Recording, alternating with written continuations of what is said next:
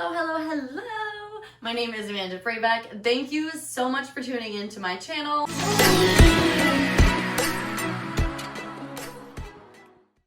And if you enjoy this tip, if you find it helpful, please give the video a thumbs up and then hit that subscribe button. I have to say it every time. All right, today we are gonna go over one of my absolute favorite core exercises that looks complicated and looks scary, so a lot of people like stray away from it, but I'm gonna show you how to do it so you can rock it in the gym and impress everyone and like feel strong, be able to do everything in your day today without doing a singular fucking crunch. All right?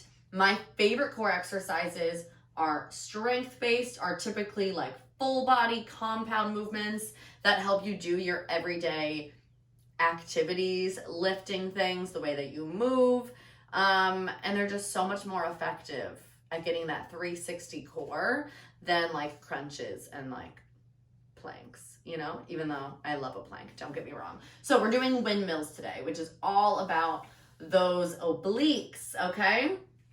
So let's set it up first. I'll give you all your little checkpoints and then I'll give you a couple little like things to check for, okay?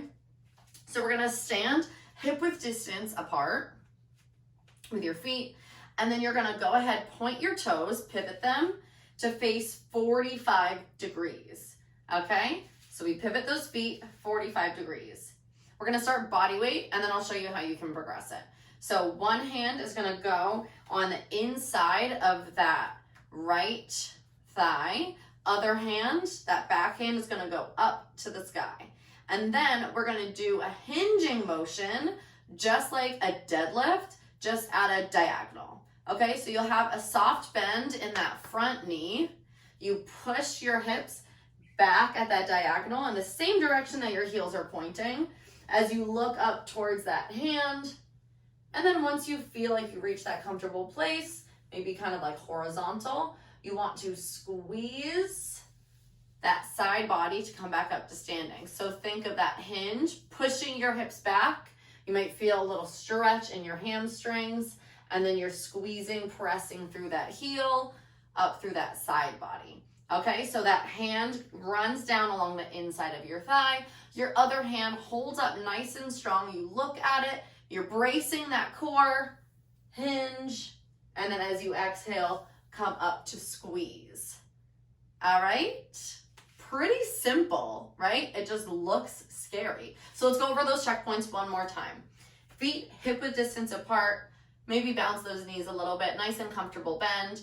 Pivot those toes 45 degrees, front hand down, back hand up, hinge, push it back at that diagonal, look up towards your hand, and then press through that back heel, squeeze that side body, you're standing back up.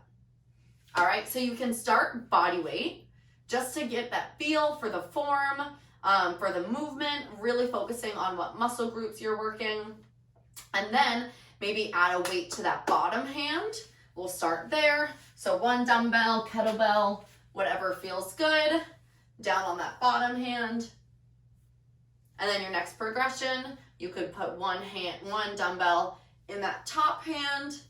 Just make sure you're really holding that arm up overhead like you're holding the ceiling up with that fist. And then the ultimate progression would be to have one weight in your top hand, one weight in your bottom hand.